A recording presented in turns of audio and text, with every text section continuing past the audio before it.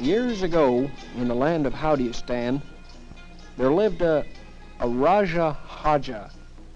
Although he was Raja of all the land and the richest man for miles around, he was terribly bored. What a drag. You win again, sire. I know, that's the trouble. Yes, that was the trouble, for the Raja dearly loved to play games, but he was so good at them that nobody in all of Howdyistan had ever beaten him. It didn't seem to matter what game he played. The Raja never lost. And of course, it's no fun to win all the time. I've got to find someone who can beat me at something. So the Raja began importing famous gamesters from far and near to try their skill against him. Royal Flush, you lose again. I've got to find someone who can beat me at something. I know. I'll issue a proclamation. Hear ye, hear ye! The most excellent Raja Haja of Howdyistan hereby decrees that someone come forward and defeat him in fair play at any game whatever. If he does, he shall be rewarded with diamonds and rubies.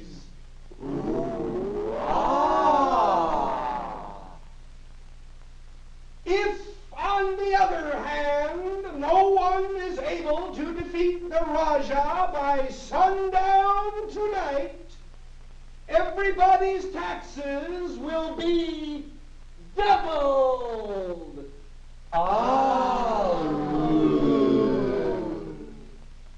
Why don't you ask Ali Cart? He'd know if anyone would. Where can I find this Ali Cart? In the Street of 1,000 Nights. Excuse me, are you Ali Cart? Yes, but don't bother me. I'm upset about my nephew, Ali Mod. Why? All he does is play games all day. Where can I find this nephew of yours? Over in the alley. Playing some game, no doubt. Excuse me, are you Ali Mod? What? Oh, yes, that's me. What are you doing? Studying a new game I just made up. Are you, very good at games? There's no one in the whole land that can beat me. Come with me. Sire, here is someone who thinks he can beat you. Wonderful. What game? Chess? Checkers? Parchesi? Oh, no, Your Highness. I'm sure no one can beat you at those games, but I can beat you at a game I made up myself. A game you made up yourself, eh? All right, but no cheating. My guards will be watching. Oh, I'll play fair, Your Highness. We'll need a blackboard and some chalk. A blackboard and some chalk. All right, Your Highness. Let me show you how this game goes. First, I'll write each of our names on the board. Next, each one of us chooses one of these numbers. Then, I spin the spinner. If the arrow points to the number you choose, you get a point. If it points to my number, I get a point. If it points to a number that is neither yours nor mine, no one gets a point. We keep track of the points over here, and we keep playing until we can both see that one of us is getting further and further ahead. I see. And you think you can beat me at this game? Let's say that I don't think you can beat me. All right, let's try it. I can't see any reason why one number should come up any more often than any other number, so I think this game will be a tie no matter what number I choose. I'll choose 1. And I'll choose 4.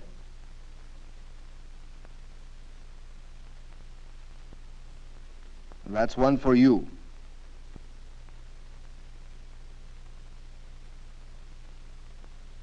No one gets a point for that one. Aha, that's 1 for me.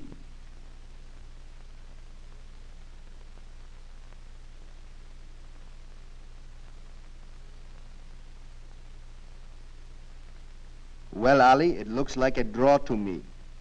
Neither one of us seems to be getting very far ahead of the other. And just as I said before we began playing, there is no reason that any of these numbers should come up any more often than any of the others. So in the long run, we should each get the same amount of points. Ali, I didn't beat you, but you didn't beat me either. And that was in my proclamation. Have you got another game? Yes, I do, Your Highness. And I think I can defeat you. I hope he does it in a hurry. It's getting close to sundown. This game we play with 2 spinners. This time we get a number by spinning both the spinners and adding the 2 numbers with arrows pointing to them. For instance, these 2 spins give us 6. Everything else about the game is the same. We each pick a number. Whenever a person's number comes up, he gets a point, and we play until we can both see that one of us is getting further and further ahead. Now let's see. The smallest number that could come up would be 2. And the largest would be 8. It looks to me like any number from 2 to 8 could appear. That's correct, Your Highness. Well, I still don't see why any number should come up any more often than any other number. I think it's going to be a draw again. I think I can win, Your Highness. Only one thing. What's that? You picked first in the last game. Let me pick first this time. Very well. I don't see what difference it makes who picks first. I picked 5. I'll pick 7.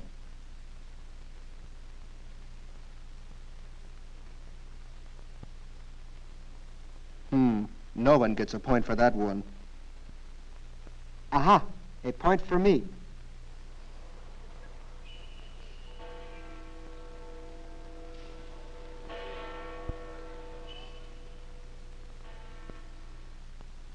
Well, Your Highness?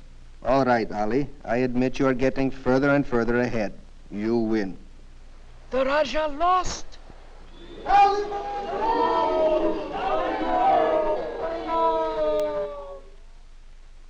I lost, but I don't understand why. Why did 5 come up more often than 7? In fact, 5 came up more often than any other number. Why? I'll explain, Your Highness. You were right when you said that any of these numbers would come up about as often as any of the other numbers. But let's take a look at the combinations we can get. We can get 1 and 1, or 1 and 2, or 1 and 3, and so on. As you can see, there are 16 possible combinations. Each is as likely to come up as any other. Now, let's imagine that we stack these combinations in piles that add up to the same number. So the 1 and 1 combination would go in the 2 pile. The 1 and 2 combination would go in the 3 pile, and so would the 2 and 1 combination, and so on.